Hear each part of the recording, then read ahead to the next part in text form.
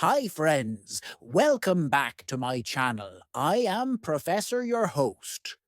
For episode today is an interesting travelogue for listening rambles in Florida.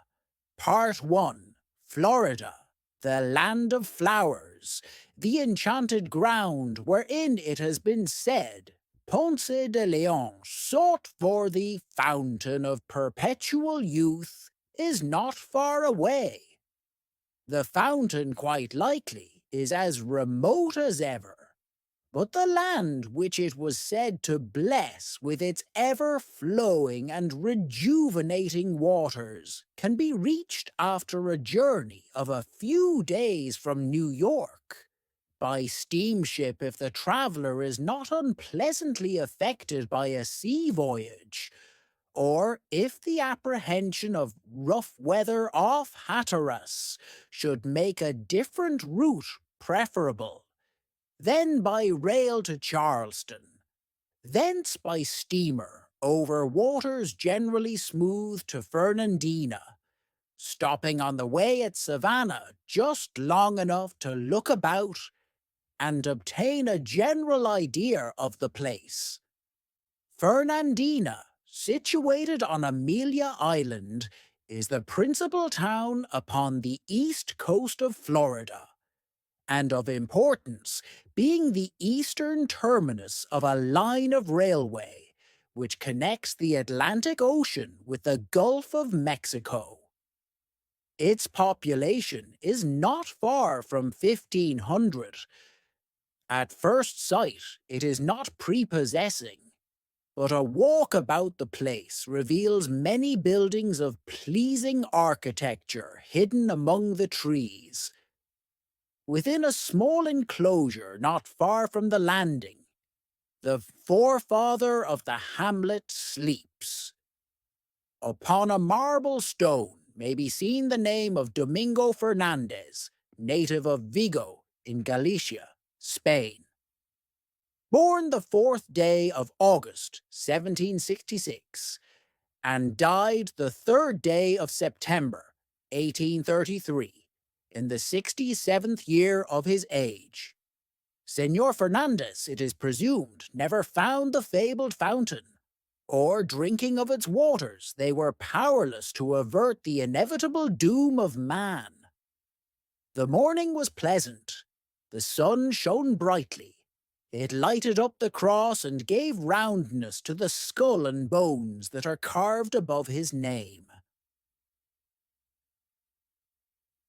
From an oak nearby, the Spanish moss hung drooping midway to the ground, casting a filmy shadow and hiding a choir of mockingbirds who filled the air with music.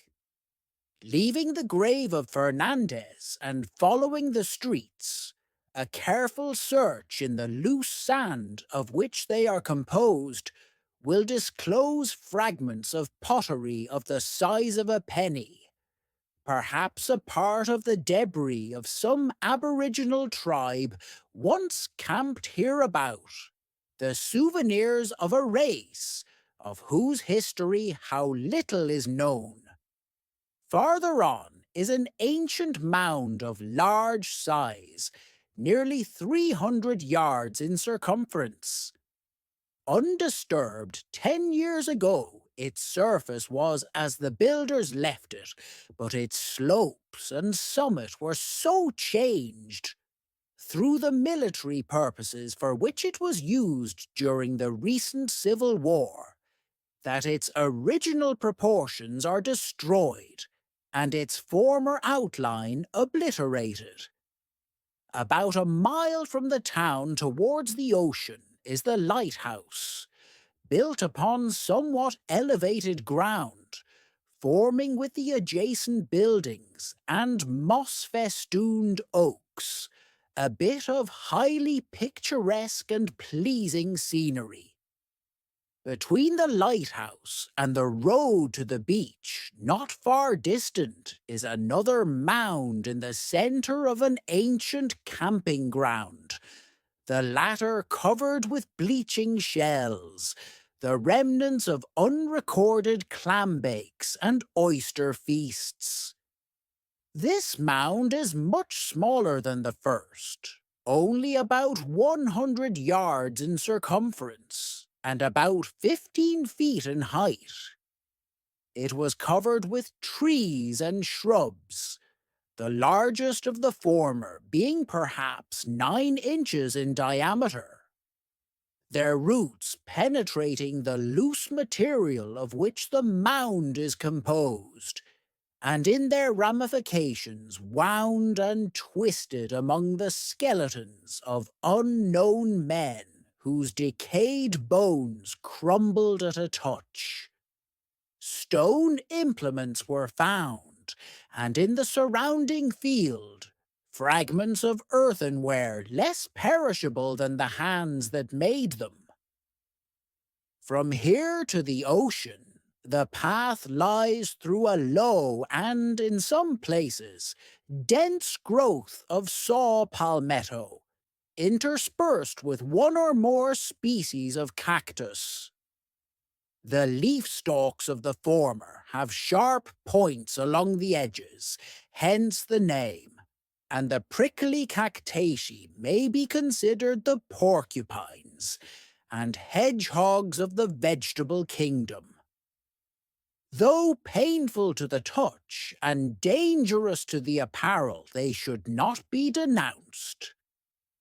Many of the cacti, as well as of the palmaceae, to which family the saw palmetto belongs, bear delicious fruit, and some species of cacti are the feeding parks of the insect, from which the celebrated scarlet dye-stuff, known as cochineal, is derived. Without enlarging upon the merits of the palms and cacti, which would require a volume, we will consider the species we have encountered as unworthy representatives of noble families and proceed upon our way. It is hard work for either man or beast toiling through shifting sands, but pressing on we soon achieve the summit of the mimic mountain range, which the wind and sea always pile up on the landward side of the shore.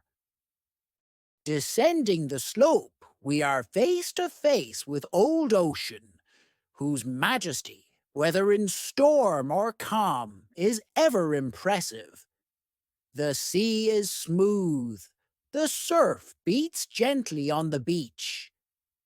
We pause a while to admire the glories of sky and water, to ponder upon the mysteries of life and form that dwell within the broad blue bosom of the deep, to peer into the hazy beauty of the atmosphere which hangs like a curtain at the remote horizon, implying hidden and greater beauty beyond, to note the distant sails of coming or departing ships, or watch the gulls riding upon the ripples like tiny shallops at anchor, to recall how in the north the wintry winds nipped us on New Year's Day only a week or two ago, and how bland and genial are the breezes here, to behold at our feet as we follow the more recent drift rows, the rejected treasures which the sea has cast aside, forms different from any that we have elsewhere found, and each curious in its way. There are but few seaweeds, algae, on the beach, and not many species of shells. Of some of the species, however, many individuals can be obtained. Here are numerous specimens of the fan mussels, pinna. What is written of the lilies of the field, they toil not, neither do they spin, does not apply to them. For these submarine weavers spin abyssus or beard, by which they attach themselves to the bottom of the sea. The byssus serves as a mooring cable, and its fibers are tubular like human hair. When fresh and flexible, gloves and stockings can be woven from it, and at Taranto it is manufactured into articles of wear. According to Verony, the byssus is a successful remedy for the earache, but he does not say in what manner it is applied. Pinna rudis, an English species, is sometimes eaten, and Henry and Arthur Adams also mentioned that some species are used for food.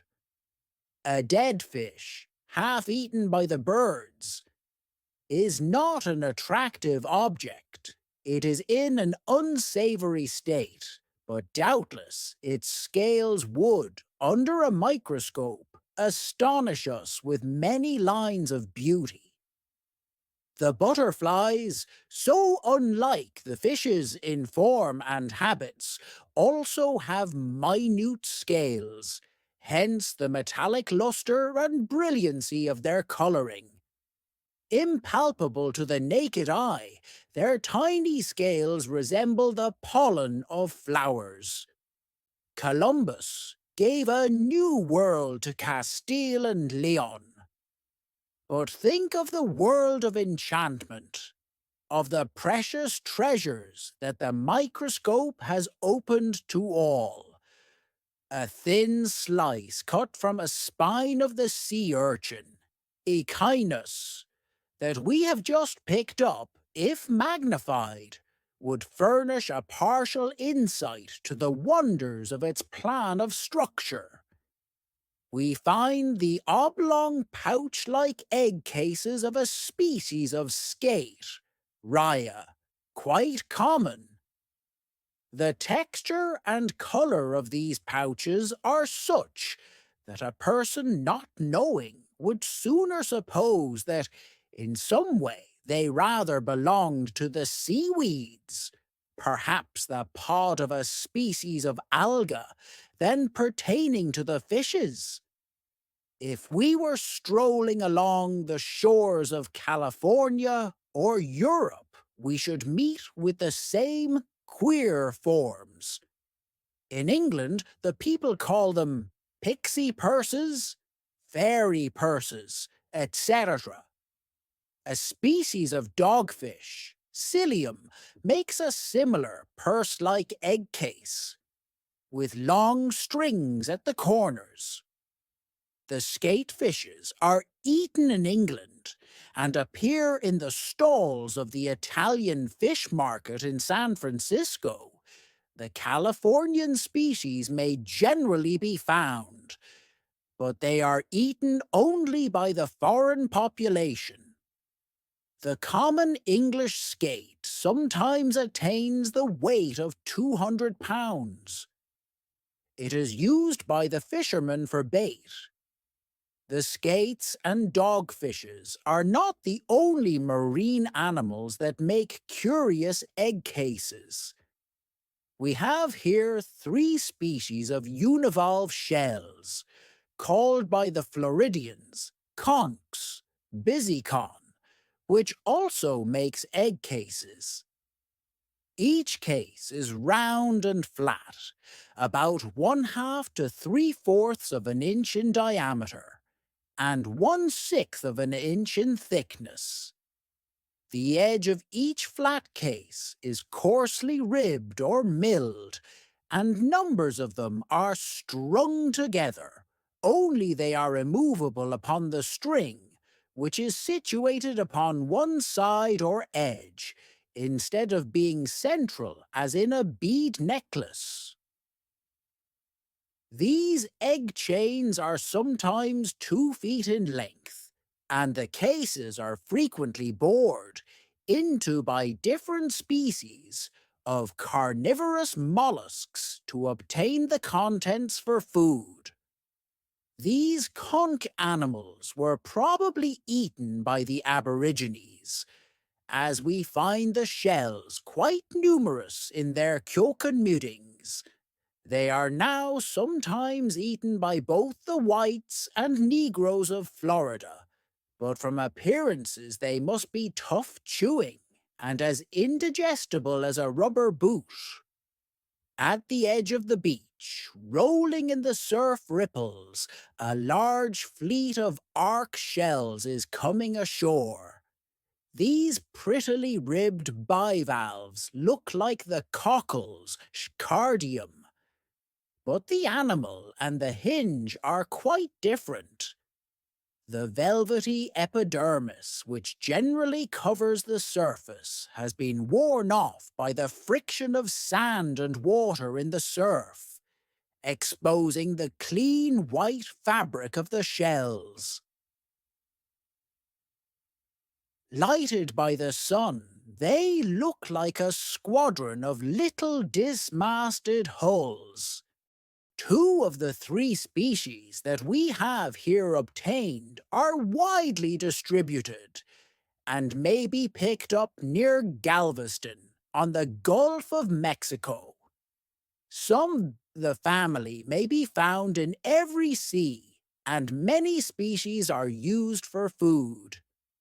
The animal of Arca grandis, which is found in the Bay of Panama, is eaten by the natives. A single valve of this giant arc sometimes weighs 2¼ pounds. Odd valves of the arc shells are found in the shell heaps, but are not common. 1.5 miles from where the road enters the beach are the remains of 2 wrecks. The planking of the decks and sides has long ago been broken up and swept away by the sea, and the timbers projecting from the sands resemble the ribs of some gigantic mammal. No vestige of name is left.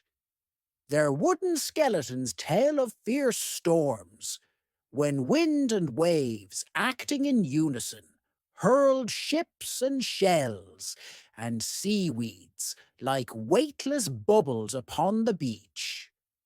A wreck is a sad sight, but the crevices of an old hulk are a fine field for the naturalists, for many forms of marine life have a home therein.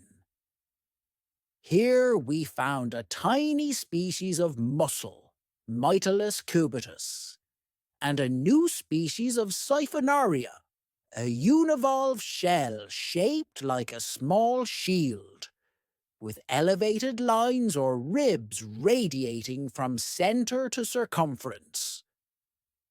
Without farther enumerating or explaining the prizes that are ours through the bounty of old ocean, we must retrace our steps towards the road, for the sun has so nearly set that its level rays are shining in our eyes. With baskets and pockets packed and full, we jog along, stopping occasionally to pick up a fine specimen of a white bivalve shell, Docinia discus, which is very abundant, thanks to a storm which threw them high and dry above the reach of ordinary tides.